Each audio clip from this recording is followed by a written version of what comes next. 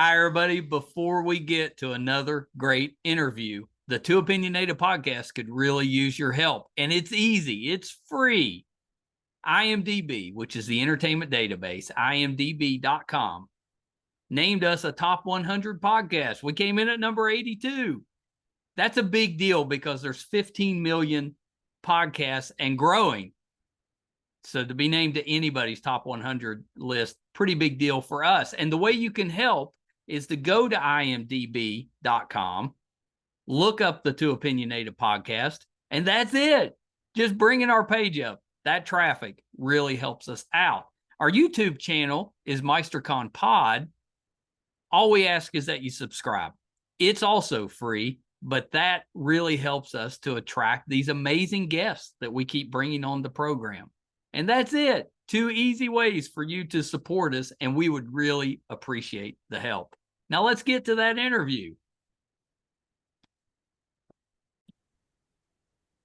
Hi, everybody. Welcome to another edition of Two Opinionated. I'm so excited today. I've got author, political strategist, Geoff Gilson with me. So welcome, Geoff. Hi, Michael. Thank you for having me on. Yeah, we've been chatting offline. It's been pretty entertaining. Yeah, and unfortunately, we may have used 1 or 2 words that don't make it past the podcast, That's right. spell check.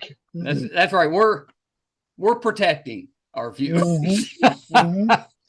From those words they've never heard before. That's right. That's right. Well, Geoff, let's start this way. Tell us a little bit about you, your background, your history, and what it is that you do.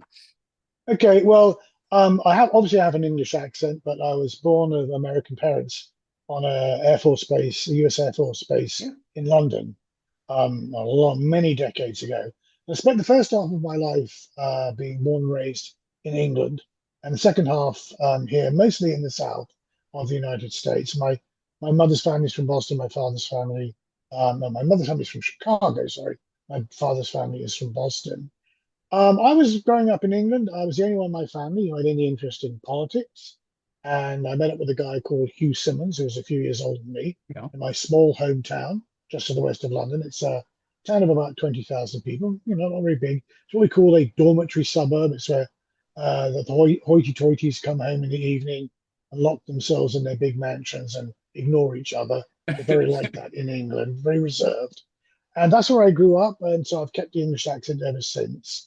And the sort of segue into what we're going to be talking about is that Hugh and I were trying to get into politics. He was closely associated with Margaret Thatcher, and so was I in that regard. We were both trying to become members of Parliament, him slightly ahead of me. And what happened was that we were also working in his law firm.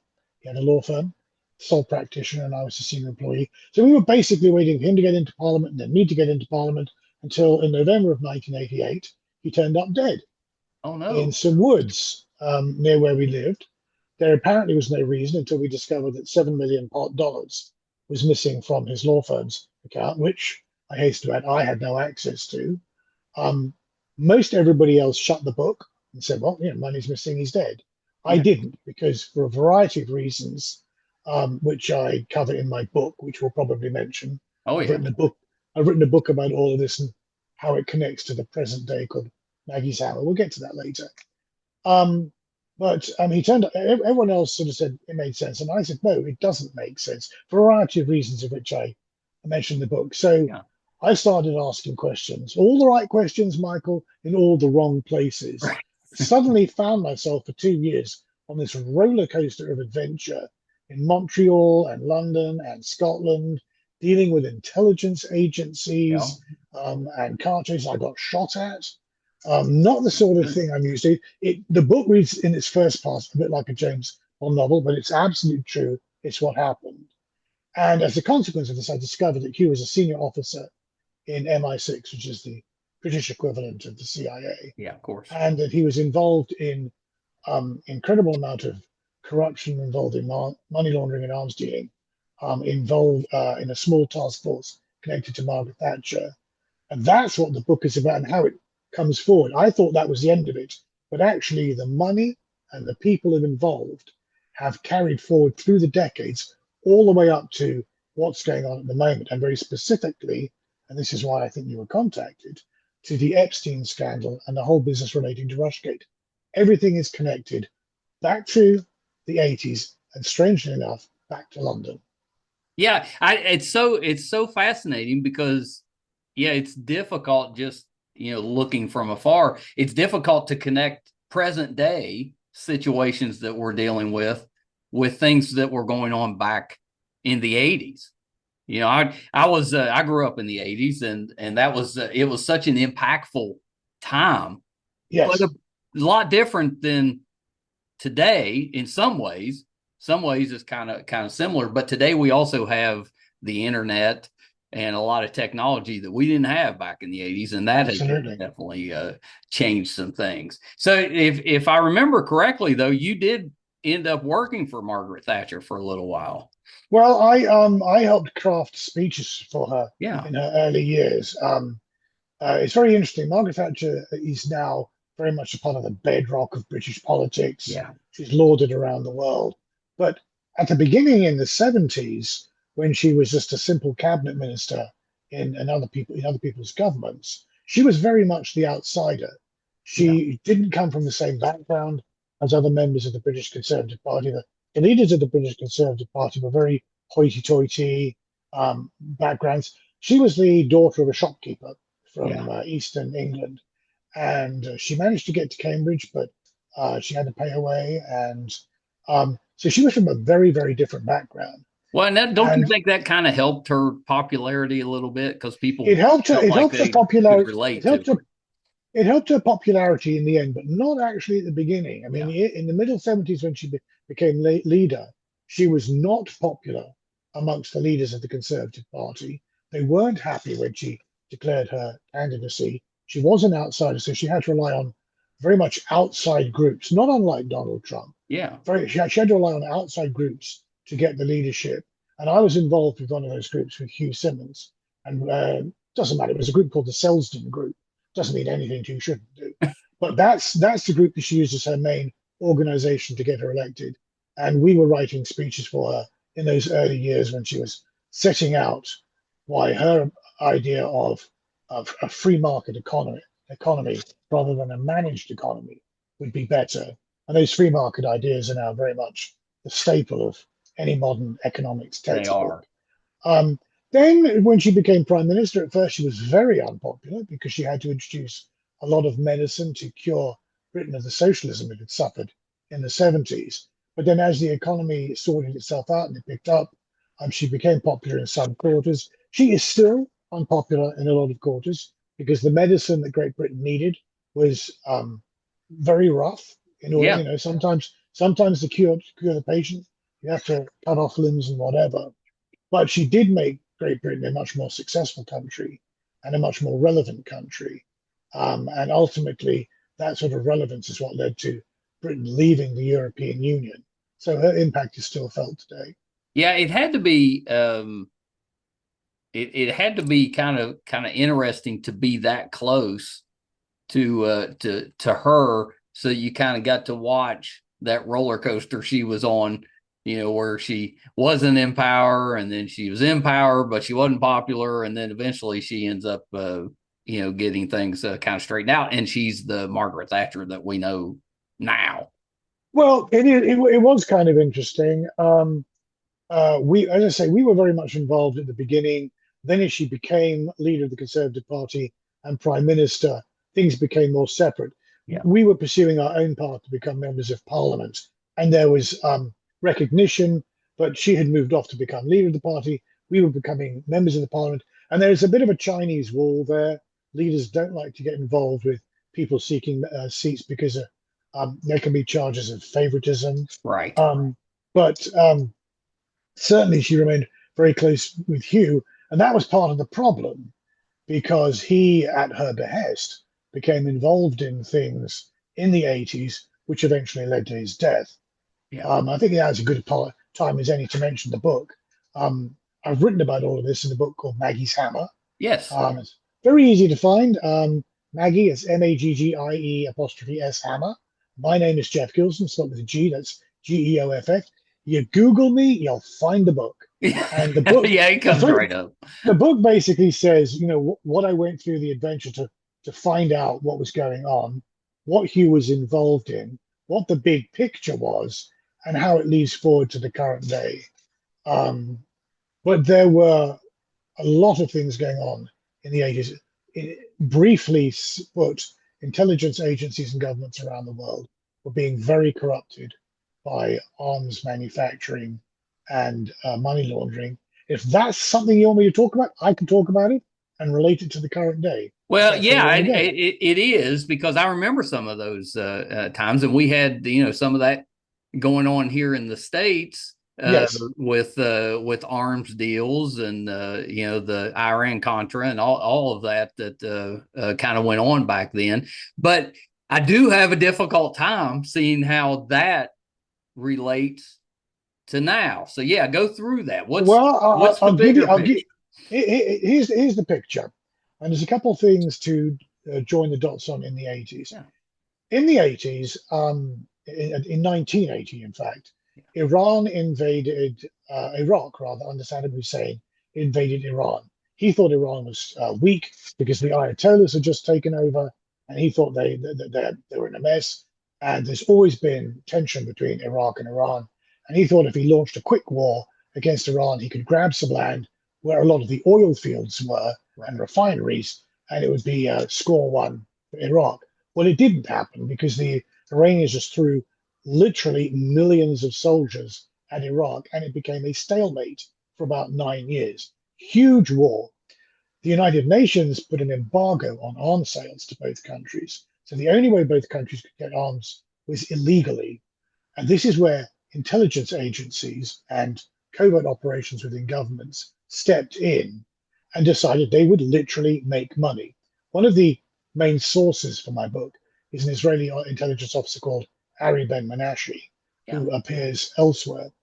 And one of the things he said to me was, Geoff, nobody really understands what was going on in the 80s and now. If they just look at politics and intelligence and military issues, even with the peace deal over Ukraine, they're not going to understand that behind all of that are covert players, powerful covert players who have been involved in things like arms dealing, money laundering, human trafficking for decades, and they are seeking to protect vast amounts of income, and it's about making money. So you have your average intelligence officer in the West, and they're doing their intelligence job. They've also got their hand in the cookie jar. And he said, you have to understand this. So he said, in the 80s, this is when it started. And all of us, he said, Israeli intelligence, American intelligence, British intelligence in the main, decided they were going to make money out of selling arms to Iran and Iraq. And that they did. Ari was the main point of contact in terms of Israel. And he based himself in London. The reason was because the city of London is the financial center for most covert activity in the world. You want a mercenary army, you come to London. You want to stage a coup, you come to London.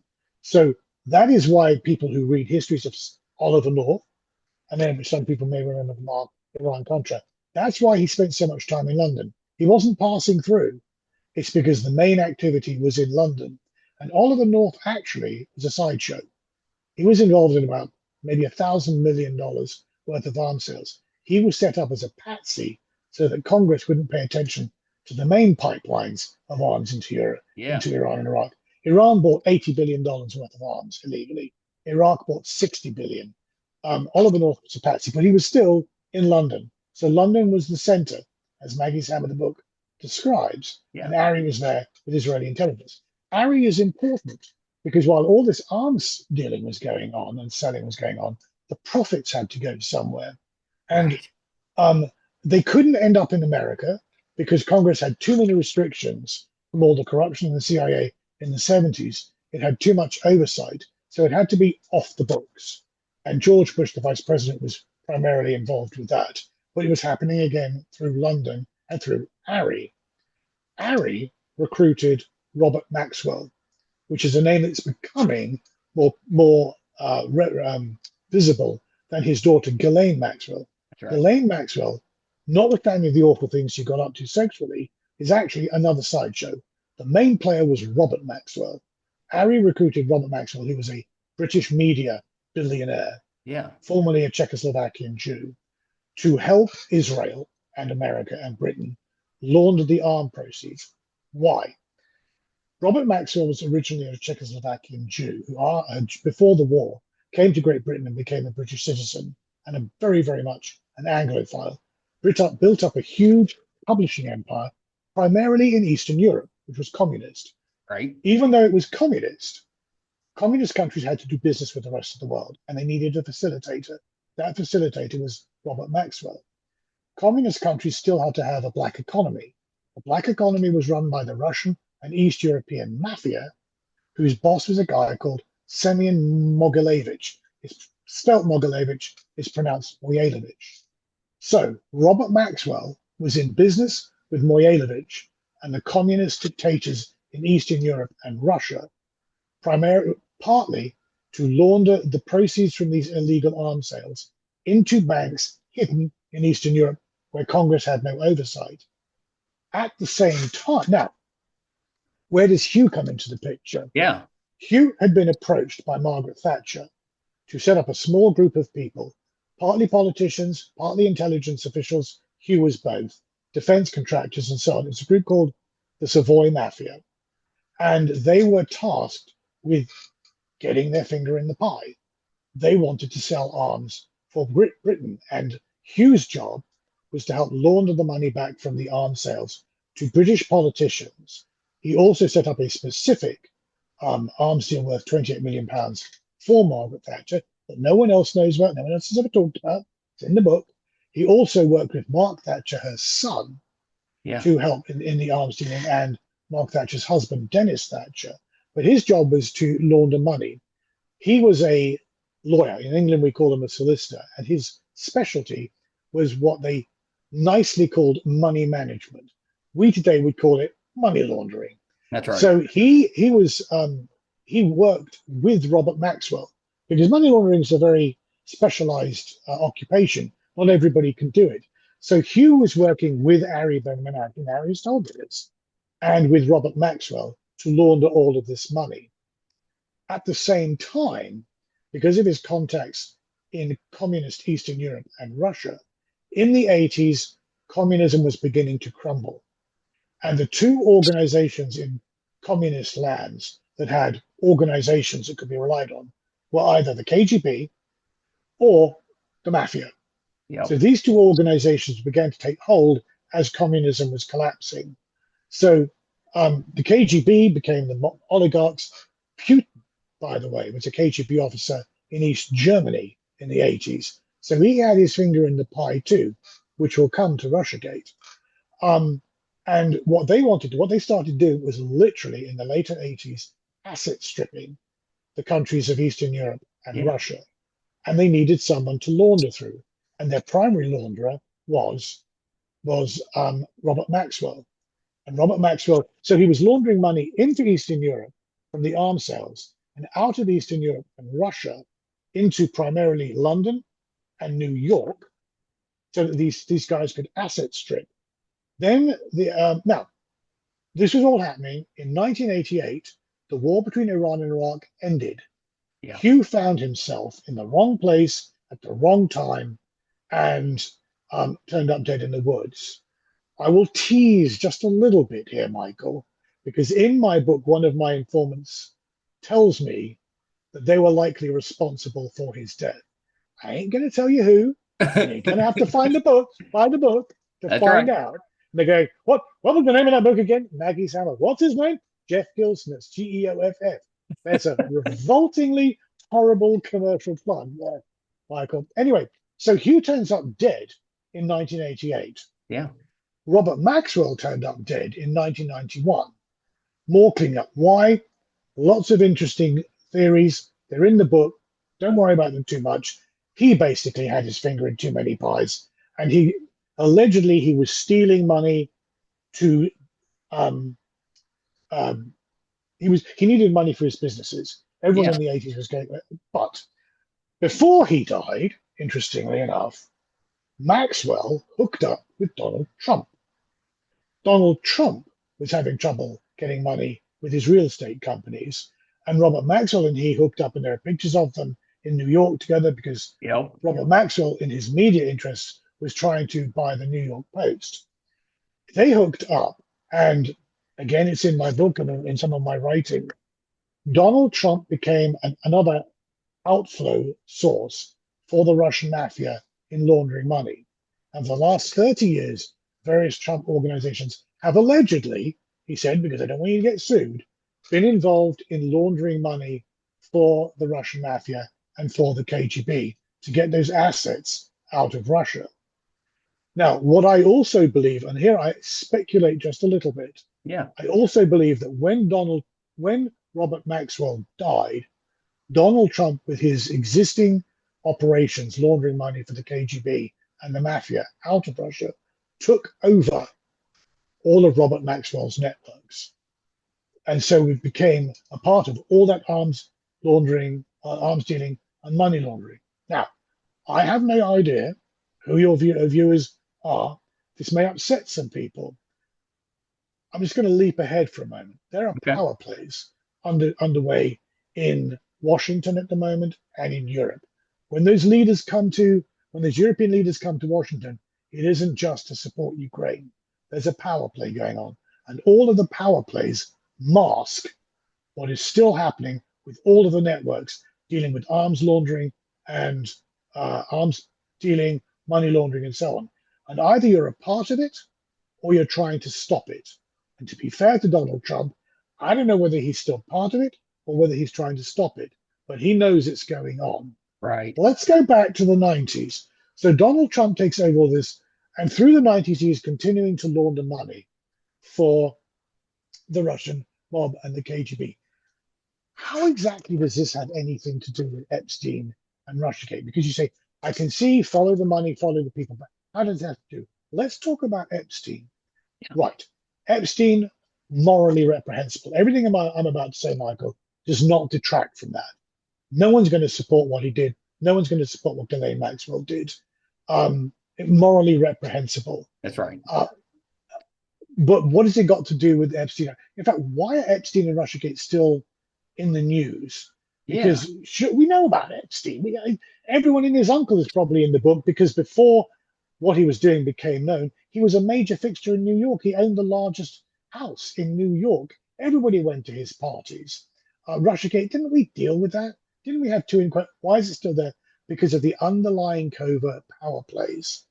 Epstein, before he became prominent in New York, and this is something that Ari Ben-Menashe released in information in 2019, before Epstein came to New York, Epstein in the 80s, when he was much the same age as Hugh Simmons, went to London. And he joined the same groups of people that Hugh joined. Now, Hugh was not involved in the sexual activity, right, but Epstein was introduced into London by a British arms dealer called Sir Douglas Leese. And he became Douglas Leese's protege. And long before the sexual activity, Epstein gained a grounding in arms dealing and money laundering. He was introduced to a guy called Adnan Khashoggi, who was an Egyptian arms dealer, appears in Iran-Contra, and gained most of his arms dealing knowledge through Adnan Khashoggi and Douglas Leese. They also introduced him to money laundering, which is where his financial background came from. And when Epstein was getting involved in money laundering, was getting involved in his financial activity, most of his financial activity were Ponzi schemes. They were pyramid schemes. Right. And he learned this from Douglas Leese. Douglas Leese introduced Epstein to Trump, which is how he met, and also to Robert Maxwell.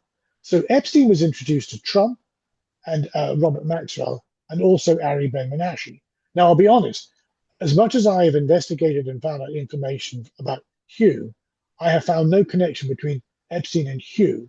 But when Ari in 2019, who was also an informant for my book, came out with these allegations, I was asked about them. I said, Ari is sometimes in contact with me and sometimes he's not. Right. But what he described, I said, I can only say this. What he is describing in terms of what was happening in London in the 80s, how it was the genesis of so much for what has happened since, it has the ring of truth about it. So Epstein was involved in arms dealing, money laundering, Douglas Lease, Donald Trump, Robert Maxwell. That's where it all got connected in London.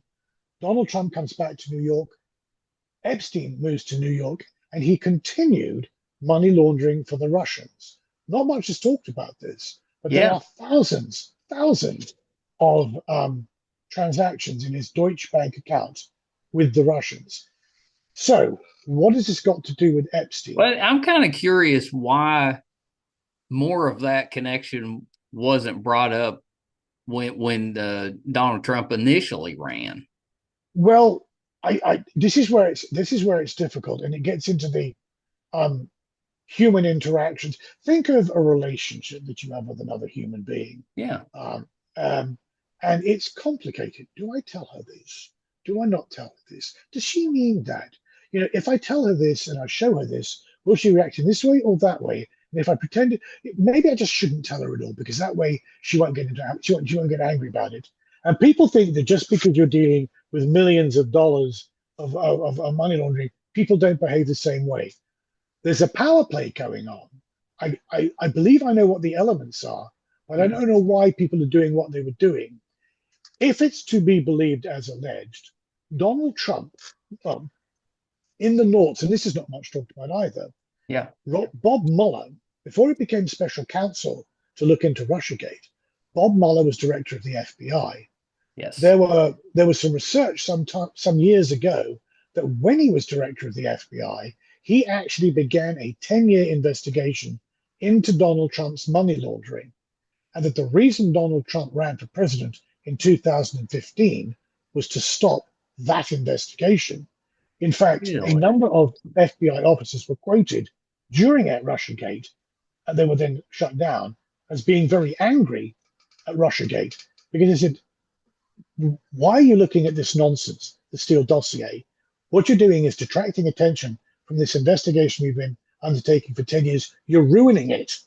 We've got this man for money laundering, and you're coming up with this hoax, and that's where all the attention is going to be. Now, is that why the hoax was run? I don't know. That's a different story, which I'm going to come to in a minute. Why didn't more of it come out? Maybe because Donald Trump knew it might lead back to him, or maybe it was so awful and so terrible, Donald Trump realized, and I think this is the case in Great Britain. Yeah. Maybe Donald Trump realized that as much as people have lost trust in politics, if they were to learn how corrupt the system was, they would lose every last remaining hope for American governance, and we would have violence on the streets. Maybe that's why he kept quiet. I don't know. It could go either way. But very clearly, there was more to Epstein than just sex. There's all of this corruption that goes back to the 80s. But it doesn't end there. What about Russiagate? What's it got to do with Russiagate? Yeah. Well, we now know some of the story, but not all of it. We know that the Steele dossier was apparently a hoax. Well, not all of the Steele dossier was a hoax. What happened was this. Just think back to a little bit earlier when I said that Putin was a former KGB officer in Eastern Europe. He had his fingers in the pie as well. When he became leader in 2000, he instituted a new policy in Moscow when America and other Western countries were still doing business there. And the policy was, if you're a foreign country and you set up particularly a financial company, we want to put in directors and we're going to take 50% of the profits or whatever. And they became directors. They asset stripped the companies, and the money taken went into the pipeline overseas. Putin was in for 50% of everything laundered, and his wealth abroad, his assets abroad, are reputed to be about $70 billion. Now, at this time, there was a gentleman called Bill Browder. He set up a finance company in Moscow called Hermitage Capital Asset Management. When Hugh died in 1988, and this is how the whole thing is connected, Michael, it's fascinating. It took me 27 years to put all of this together, and I'm still putting it together. When Hugh died in 1988, Robert Maxwell and Ari were left without a financial advisor to advise on the money laundering. Bill Browder became the new financial advisor. Then Robert Maxwell died. Bill Browder goes off and does whatever. And in the early 90s, he sets up this new finance company in Moscow. It has Russian directors, as protocol demands.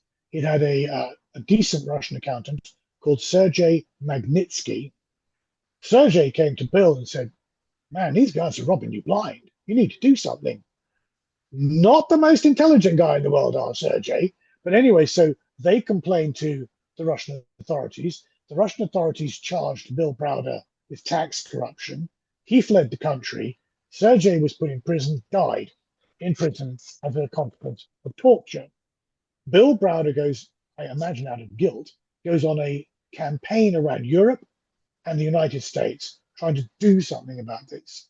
In 2014, he managed to get Congress to pass something called the Magnitsky Act.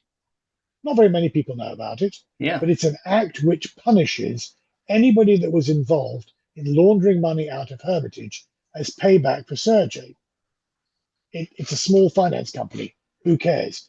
The problem is Putin was in for 50% of the small amount of money that was laundered out of the Hermitage company, which means that technically speaking, all of his $70 billion can be frozen. He was furious and he was worried. So in 2016, he sent lawyers and accountants who were on his team to Washington to suborn anyone they could find.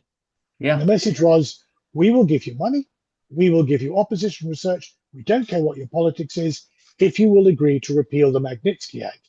And he didn't just approach Trump. This is where Russiagate is wrong. He approached everyone. And he approached Hillary Clinton and tried to sell her the Steele dossier, which had some information that was correct and then some that wasn't. Some of the information that was correct led back to Trump's money laundering, but no one actually bothered to find that out. A small organization called the Democracy Coalition did and wrote a 44-page report that no one paid any attention to. They approached Donald Trump. They approached Republican congressmen. Donald Trump, if anything, may not have been much affected. Don Jr. is quoted as coming out of a meeting in the Mayflower Hotel in June 2016 saying, I have no idea what that was about. I was there for half an hour. I'll be absolutely honest, put my hand on my heart. I went in there to get opposition research on Hillary. And he said, there was this woman lawyer with a PowerPoint. And she kept talking about the Magnitsky Act. What is the Magnitsky Act? And so he didn't know what it was about. That's what was going on. And so Russiagate, again, is not just about suborning Donald Trump. It's about money laundering. And Putin was also dealing with Semyon Moyalevich. So if you look into it, you find Putin, you find money laundering, you find Semyon Moyalevich, you get back to Maxwell, and so on. And that's why all these names are beginning to come out, because it's all connected. And as I say, I think there is this power play going on where people are treading on each other's toes and they don't exactly know where it's leading. And in the middle of all of this, somebody asked me, but why is Tulsi getting everybody to look at Russiagate? And I would say, remember, Tulsi wasn't always a Republican. I'm not entirely sure her intentions are as honorable as she would make out. I would still see the possibility of Bobby Kennedy and her running an independent campaign again in 2028. But that, in a very long nutshell, is how the things are connected. That's so interesting. And the first question I think that springs to my mind is, obviously both parties were aware at least that some of this was going on. Some of them probably knew all of it was going on, but they at least knew some of it.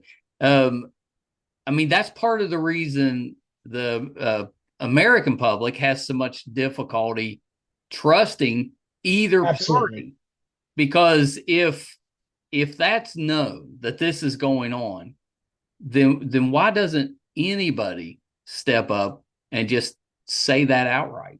Just say what's happening and put a stop to it.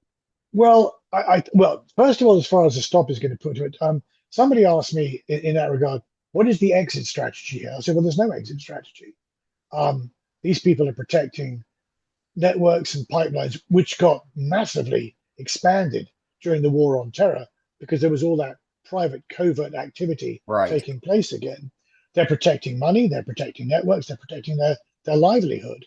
And if they have their finger in the pie, that's what they're doing. If they try to expose it, Michael, you will not be surprised to hear there is a long list of bodies.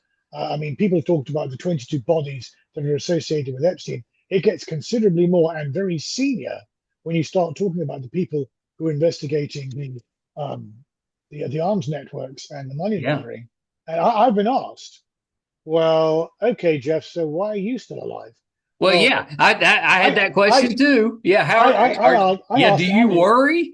No, I asked Ari why he was still alive, and he said, "Well, I'm not quite the lone, the shoot, what is it, the lone shooter everybody thinks I am." Yeah. Ari is pretty much a formal, informal, official, unofficial mouthpiece, mouthpiece, mouthpiece for Israeli intelligence. When there's stuff they want to get spread around, he's the guy that does it. Why am I still alive? I'm told why I'm still alive. It's the weirdest thing, Michael.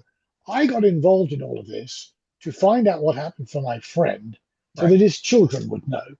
And I'm still in touch with his children. I'm not sure they're entirely happy about finding out what their father was up to, Yeah. you know, and that's personal stuff. I'm not going to get into that.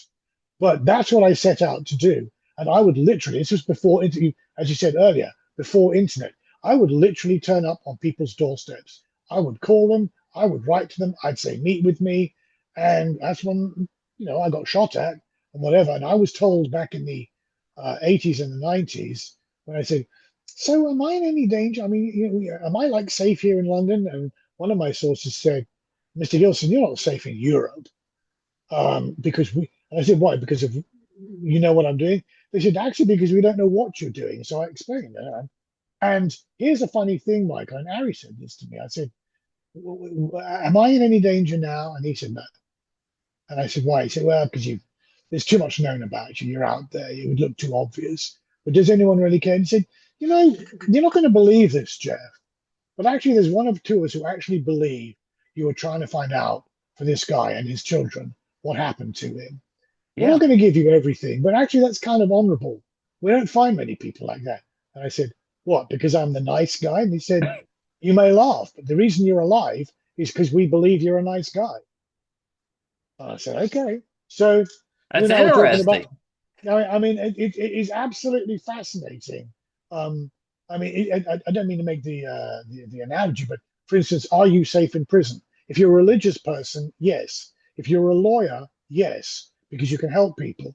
And it's a strange thing. For some reason, I've been told this by two people. I was told by Ari and my British intelligence informant, who was the one who took a shot at me initially, that the reason I'm alive is because I actually believe I'm trying to, find out the truth for his children. They're like, we take care of our own.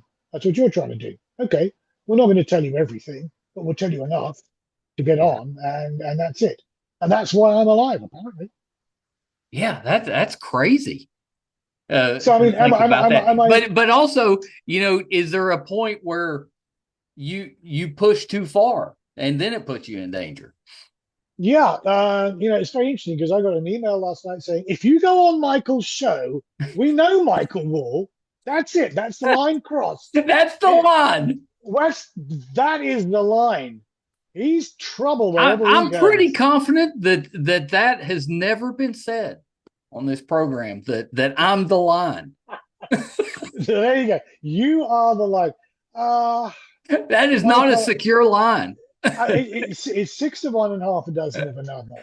I love life. I really do. Even when I'm, unwell, I really, really love life.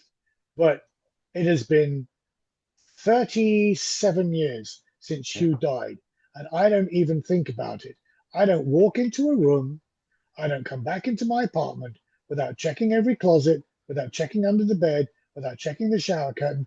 I don't get into the car without looking underneath and looking around the tires. I don't even think about it anymore. It's as simple as that.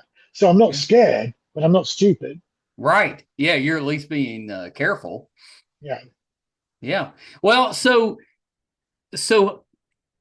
where we're at now, and Yeah. we've got all of this noise around the Epstein files, and Yeah. if you're a Republican, you're talking more about uh, the Democratic Party trying Yeah. to basically frame Donald Trump and Well, kind I think what's happening there is that it's surprising to me. I was very surprised a few years ago um, when Ari pushed the buttons, and he must have known about this beforehand, yeah, pushed the buttons on Epstein and Maxwell and brought Robert Maxwell into the conversation. I've been writing about Robert Maxwell for 10 years. No one's paid any attention. You mean Ghislaine? No, Robert. Robert's the guy.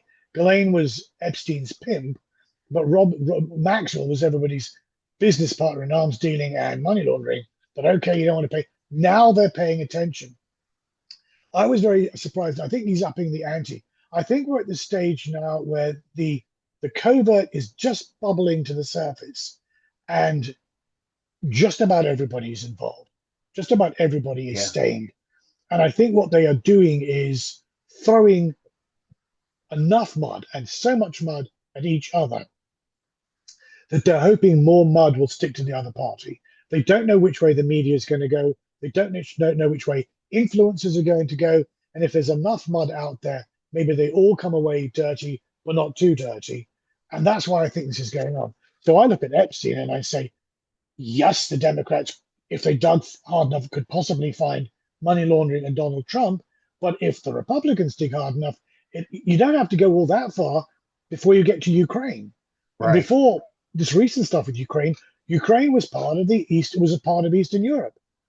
KGB, mafia, money laundering, arms dealing, all the corrupt stuff that the Bidens were up to in Ukraine. And I've read all of the documents that were on Hunter Biden's laptop, which even now the FBI has finally said was genuine product. And it is absolutely clear that Hunter Biden was deep into corrupt business in Ukraine and also in China. Yeah. And it is obviously clear that on at least 20 occasions, Joe Biden glad-handed his way in. I've now discovered there's something called the Delaware Way, which is the way that politicians and business kind of interlink in Delaware. And Joe Biden was always part of that. Yeah. And I actually kind of liked Joe Biden. My mother was an immigrant. She liked Joe Biden. But I don't for one moment doubt that if you looked hard at Ukraine, you would come up with stuff on the Democrats. And not just Hunter Biden. There's a John Podesta, who was Hillary Clinton's campaign chairman. Yep. He and his brother deep into business in Ukraine. So I think the corruption, and that's before we get on to Bill Clinton and all the stuff that was going on in Mena, Arkansas, with drugs down to the Contras. There is enough corruption everywhere. And I think this is instinctive. When it bubbles to the surface and you think you're going to be exposed, you throw mud. And there's a lot of mud out there. Do I think it will ever come out? No. Whether it's a question of backdoor meetings saying enough of the threats, let's all keep quiet, whether bodies start turning up, whatever it is, this will simmer down. It will simmer down because there are too many people involved in the corruption to let it come out. I think what has happened in the last 6 months is one of those periods of overexcitement. Let's throw some money. What are you doing? Well, we'll throw some money. Chelsea. Well, we'll go back to Epstein. And it's all got out of control. And what Trump is allegedly doing out of the White House to distract attention, I don't think he's distracting attention. I think he's had a quiet meeting with someone from the other side. And they both said, we need to calm down on all of this because we do not need any of this to come to the surface, because it will influence everything. The Ukraine peace deal hangs in the balance. Putin, for me, the peace deal has nothing to do with the poor people in Ukraine.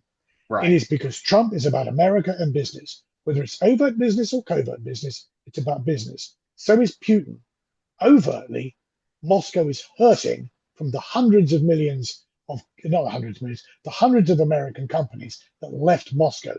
I don't care how much Putin puts on this confident front and says, oh, I'm doing business with North Korea and China. Right. Oh, come on. He wants the Americans back. But he also does not want his assets abroad threatened. And he knows that getting into the whole Ukraine business is going to go there. He wanted to conquer Ukraine in 14 days. He didn't. Yeah. My view is he's looking for a way out. Give me some land, you can have some security guarantees, but let's stop with this. Let's stop looking at Ukraine. It's not somewhere I want to look. My military has been exposed. I want Americans back in Moscow, and I want to be sure that my assets abroad aren't going to be messed with. So I think there's a lot of backchat going on in amongst the power play to calm down everything. And I mean, that's why. do we not have anybody in American politics that isn't involved in some, even in a small way, that would just stand up and try to expose all of All this, right, no matter who it hurts? let me work through this, because I mean, I'll give you the English experience. In 1979, Margaret Thatcher took over as prime minister. Yeah. She found a country devastated by socialism. We were spending out of the public purse way more money than we were taking in taxes. She needed to balance the books, cut spending, increase taxes. That has a depressing effect on the economy. Sure. At the same time, there were a lot of nationalized industries. She wanted to denationalize them. That again, you've had nationalized industries on, pandering, and suddenly they're told to stand on their own 2 feet. That's going to have a depressive effect on the economy. She had to find a way to fill the industrial hole, and she did that by massively expanding the arms industry. At the beginning of the 80s, Great Britain was like number 8 arms exporter in the world. By the end of the decade, it was number 2, and it's still one of the top arms exporters in the world. And that means you've got a front door and you've got a back door. Yep. You're dealing with arms illegally through the City of London, through modern people, modern equivalents of you doing the money laundering, and you're dealing with the overt stuff. But 1 in 5 of every person employed in Great Britain today, whether it's at McDonald's or in a factory, is associated in some way with the arms industry. So if you have a city with 3 or 4 arms factories, British companies like British Aerospace, Vickers, and so on, building tanks, building warships, whatever, you have the city. All the restaurants are tending to people who are in the arms industry. The trade unions in Great Britain, which are about as left-wing as anywhere else in the world, will not allow anyone to attack the arms industry, the overt or because it's making their boys and girls money.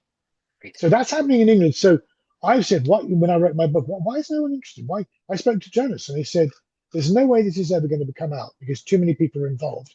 And the people who aren't involved are too scared. And if we brought it out as journalists, we wouldn't get business. And if we expose the British body politic as being this corrupt, it's bad for everyone. I think the same thing is true in America. I could pick 2 politicians off the top of my head who I suspect are not involved. Nikki Haley for the Republicans, Pete Buttigieg for the Democrats. Where is the profit to them in going and being a lone voice? Nikki Haley still thinks that she might have a chance of being the Republican presidential candidate, but not if funding is withdrawn from her. Right. And not if she's quietly whisper, bad-mouthed out of existence. Pete Buttigieg, he's gay. He's got his own problems in the Democratic primary. He stands a chance, but he's not going to risk that by speaking out. Gavin Newsom is the governor of the state of arms production in the United States. I'm not going to point the finger at him, but he would be crazy to be the lone wolf pointing the finger. Michael, it is in no one's interest to point the finger. And somebody asked me the question. It was very no one's interest except for all of us. For all of us. And he said to me, okay, Geoff, you and I, we're good guys. Why do the good guys never win? I said, okay, you won't give his name, but you're a good guy, Michael. We get up in the morning, we think about good things. We think about our wife, we think about our kids, we think about church, we think about school, we think about packing lunches, and then we go and do whatever. Bad guys get up in the morning and think, how are they going to be bad today? They are 7 steps ahead of us before we get back from taking the kids to school. So that's why they always win, because as much as you want to stop them, your stopping them is actually a side hobby. For them, it's the reason they exist 24/7. That actually makes perfect sense. Because, nobody wants to delve into the negative aspects all the time. Well, look at Bill Clinton. I think, I mean, Bill Clinton's not everybody's cup of tea, but he was an interesting and intelligent guy, did some stuff as president. bad stuff, good stuff, whatever. And the story, allegedly, I've read the book. I think most people have Barry Seal and all that good stuff. Tom, played by Tom Cruise. I at one stage wanted to be played by I can't remember his name, the actor, Back to the Future actor, Oh, Michael J. Fox. Michael J. Fox. Yeah. Michael J. Fox. But unfortunately, he's got Alzheimer's. I think he would have been a great Geoff Gilson. Anyway, I love that. let's leave that on one side. So there is Bill Clinton, governor of Arkansas Young. And the allegation is that he was approached because the CIA needed somewhere in America to fly out drugs down to the Contras, or let them fly in drugs, Right. and then fly out arms down and whatever. And he allowed Nina to be used on the basis that if he did that, the CIA would not run whispering campaigns against him when he ran for president, and they wouldn't try to mess with him like they did with Jimmy Carter. So there he is, and faced with that, what do you do? Now, we know that Bill, bless his heart, is not an angel. Right. Most politicians aren't. But if you're faced with something as stark as that, Pete, Nikki, you go off and you do this, you can kiss goodbye to a political career. Or don't do anything, just don't pay any attention. But when we come to you and say we want X as CIA director and Y as Secretary of Defense so we can keep the networks going, you're going to accept our recommendation. We'll give you somebody halfway decent. We can find you a corrupt Democrat or a corrupt Republican, but you will accept our recommendation. Who's going to turn that down? Interestingly enough, and I can make the argument either way, is Donald Trump a part of the money laundering operation, or is he not? And if he's not, is he actually set aside from it because he's a billionaire? He has enough money, he has enough security, he can appoint his own people, and maybe he is cleaning house. Michael, it could go either way. Yeah, that's interesting. That's interesting because, I've never really thought of it in the sense that what if he's in there actually cleaning it up a little bit? He might be. And once again, because I haven't mentioned it in a while, this all goes back to the 80s and London. And the roadmap for that is my book, Maggie's Hammer. Geoff Gilson's my name, but Maggie's Hammer is the starting point for this. If you wonder where it all came from, if you're trying to get a handle on what's going on, almost everything in the main headlines at the moment, particularly on a geopolitical basis, began in the 80s and out of London. And my book is the roadmap for that. There, I did another plug. Yeah, that was awesome. Yeah, you put it together really, really nicely. So my next question is, all of this when you really start to unpack it and you see that it's, it goes deep into both parties. That's kind of depressing. Just from a regular guy standpoint, because what do we do? What can we do as a country to start correcting some of that and get people in there that that are above board? It is depressing, and my answer to that is this: I kind of use me in my book as an example. Yeah. I was an ordinary guy in a small town, 20,000 people in England. This happened. And I'm just nosy. I am. Can you still hear me? Because my earplugs just fell out. Okay, well, I'll worry about that later. I'm a nosy kind of a guy, and as I say, I started asking the wrong questions in the right place. I don't know that we can start a campaign. There are campaigns. There's an organization in England.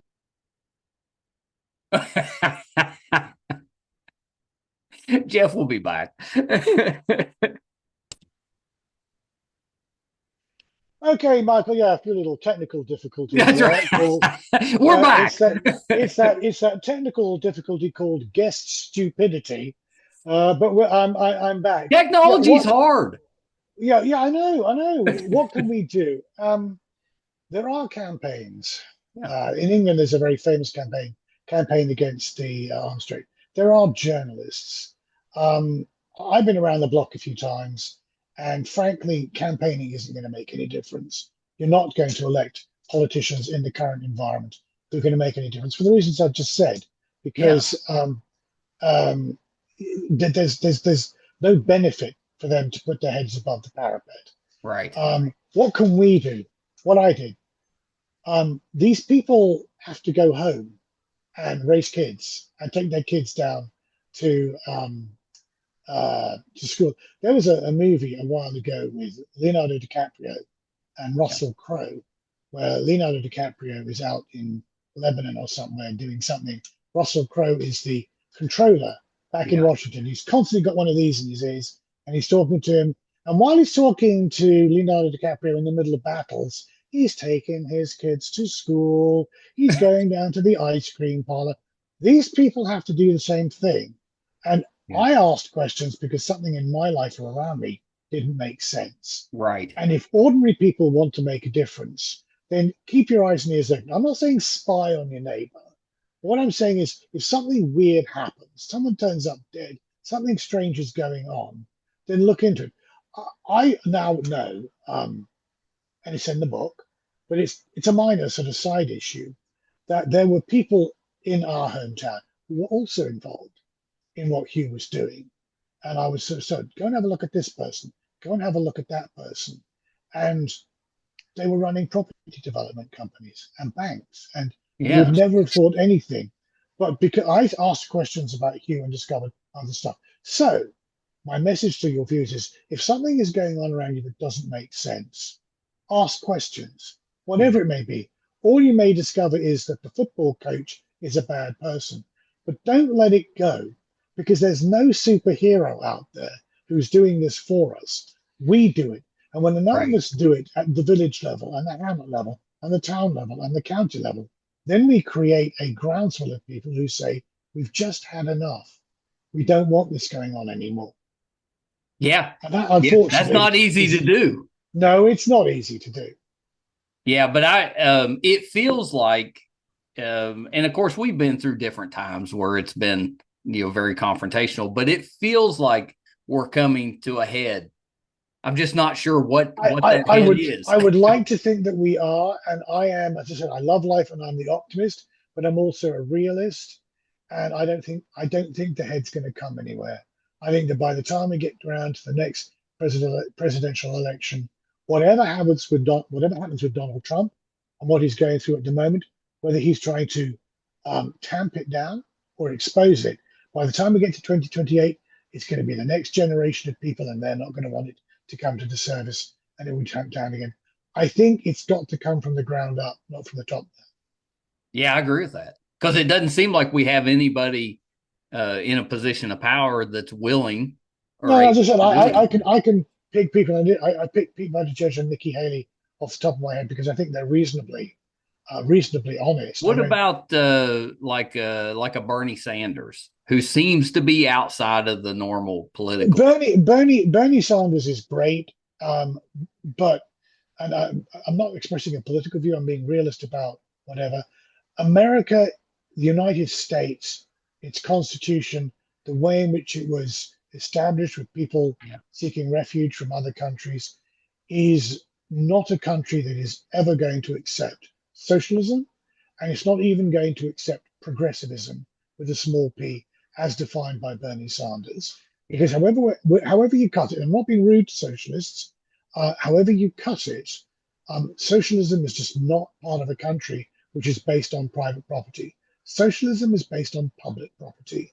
Right. And, America is based on private property, just isn't going to happen. And, I've had a lot of people say, well, it's not really socialism, it's just social conscience. No, it's socialism. Yeah. And, when you're talking about $30 trillion Medicare for all, it's not the sort of thing that's going to, um, um, take a hold in America.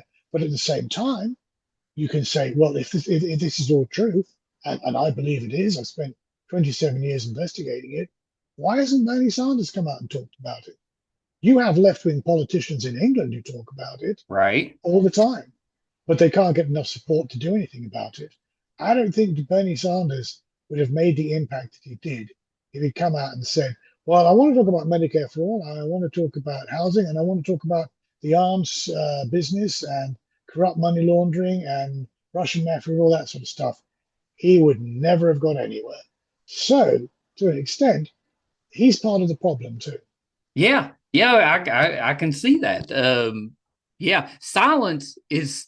I mean, it's silence. You're agreeing by your inaction.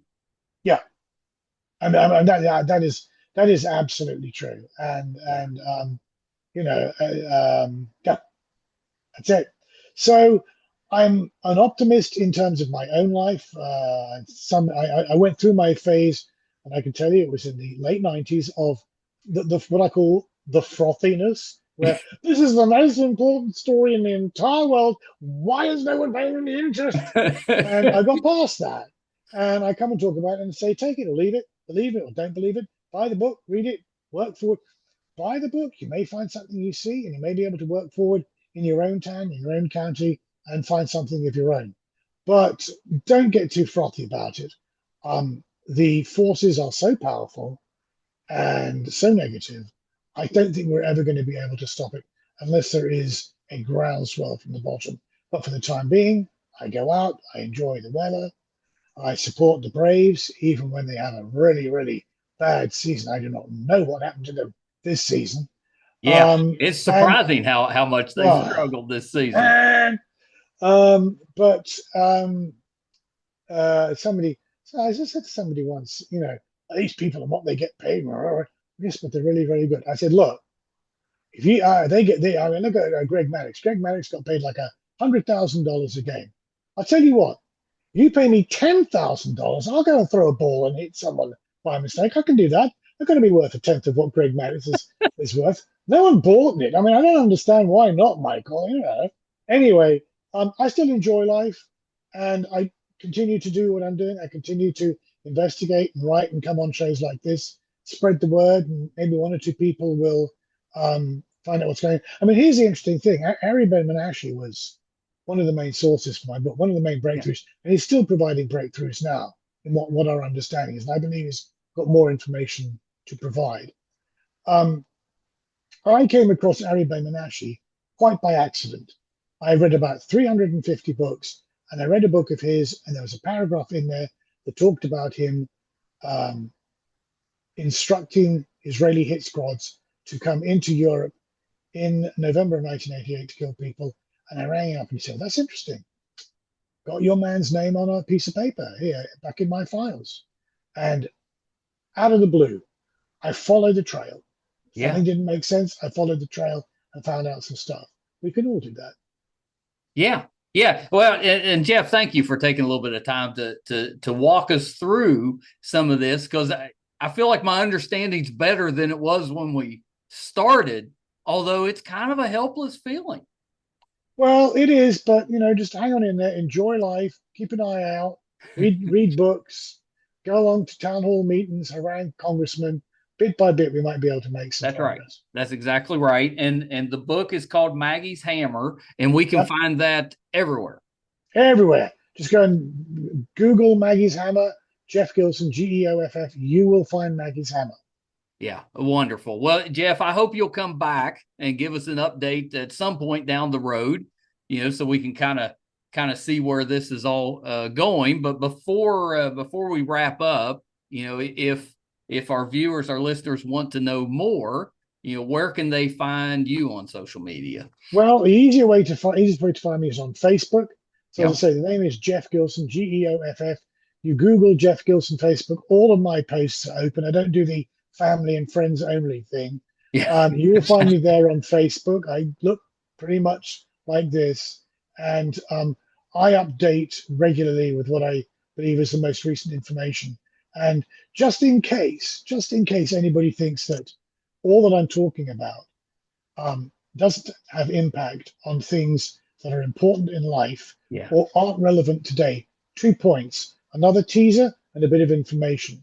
The first bit of information is people say, oh, yeah, but Great Britain arms dealing and stuff, that was, gosh, you're talking about the 80s. So that was like 8, 9 prime ministers ago.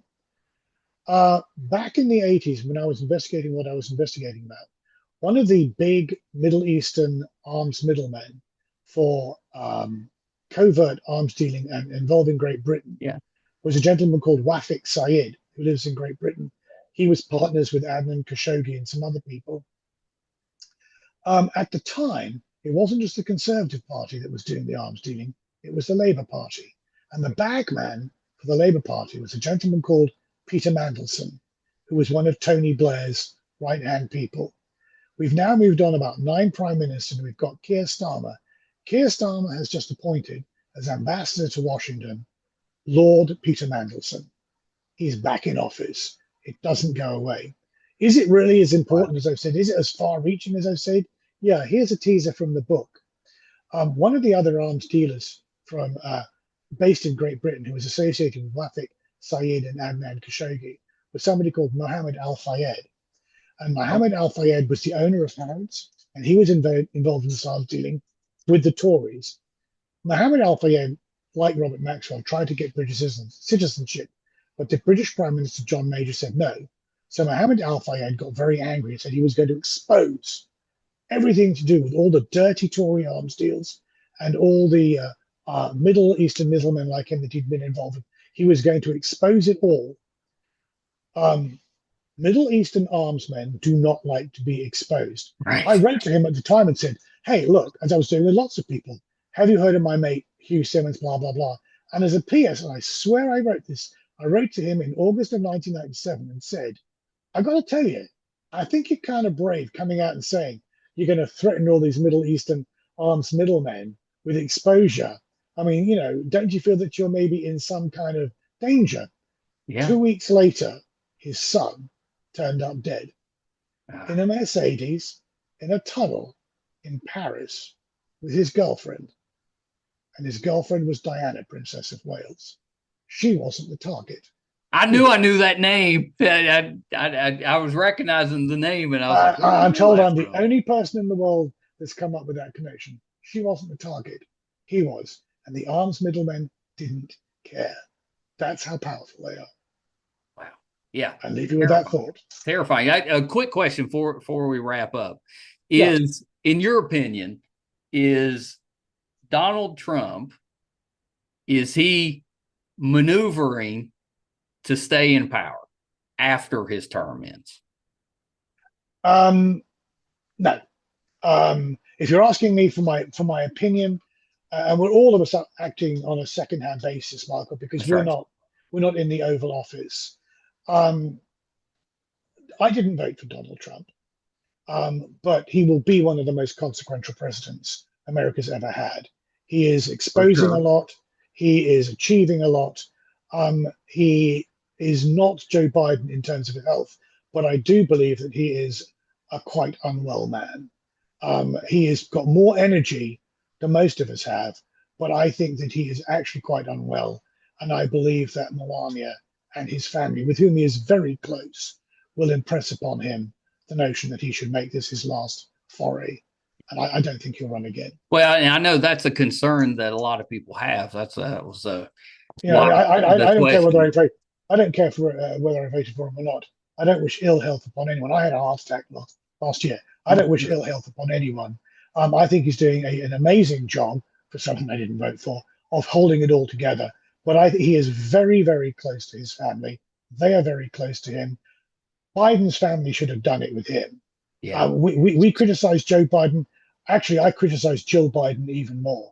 She should have told him not to run again, and she didn't, and that was wrong. I think he will listen to his family, and he will retire gracefully to Mar-a-Lago, and he will have a place in history. Yeah.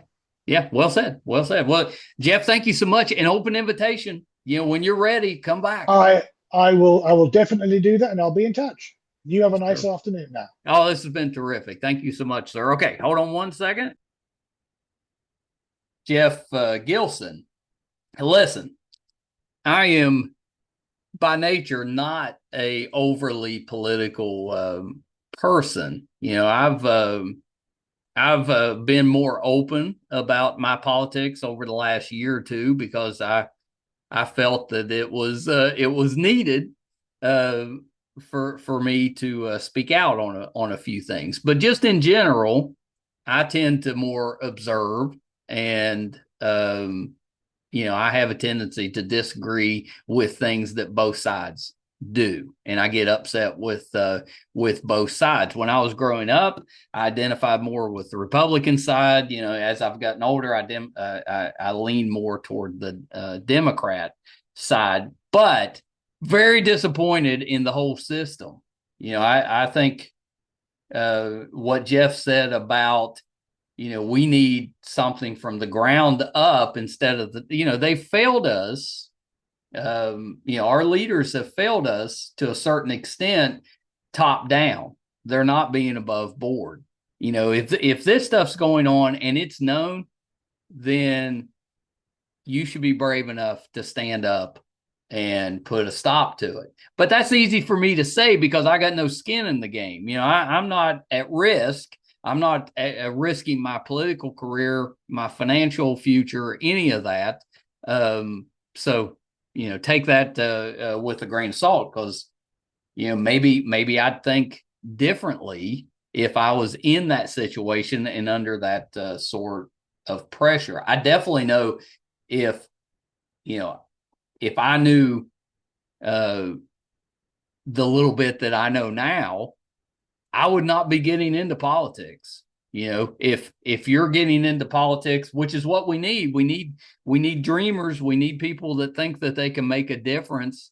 I'd probably think twice about it, because if you're going to get so much pressure and it's going to eliminate any impact that you might have, I don't know. I don't think I would sign up for that, but obviously a lot of people do.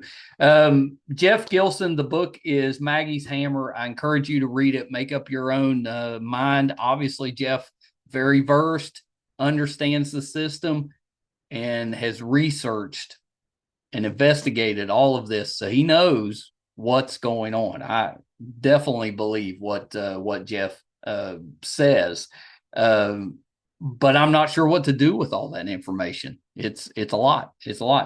We'll bring Geoff back on at some point. If you're interested in this stuff, we have had other authors come in to talk about the Epstein situation and different situations within our government, even back to the Kennedy presidency. So if you're interested in that, definitely check that out. We've got playlists. We've got the individual interviews. If you're interested in that stuff, there's plenty of places within Too Opinionated to scratch that itch.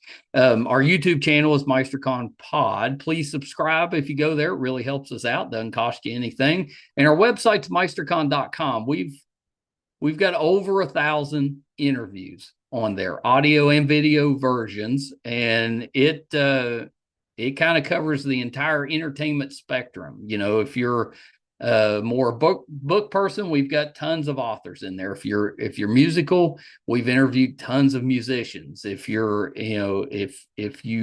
enjoy celebrities, we've got tons of that. If you like the behind the scenes stuff in Hollywood or the entertainment world, we've had tons of producers, directors, even managers, agents, all of that. We've done all of that. And the last few years, we've been leaning more into the political spectrum and just trying to get those viewpoints, that information out there. I definitely have my views. I try not to let those influence too much, and I've tried to bring people on that cover all spectrums of the political side. So I'll leave that to you. But if you enjoyed this interview, I encourage you to check out some of our other ones. Thank you guys so much. Till next time. Bye, everybody.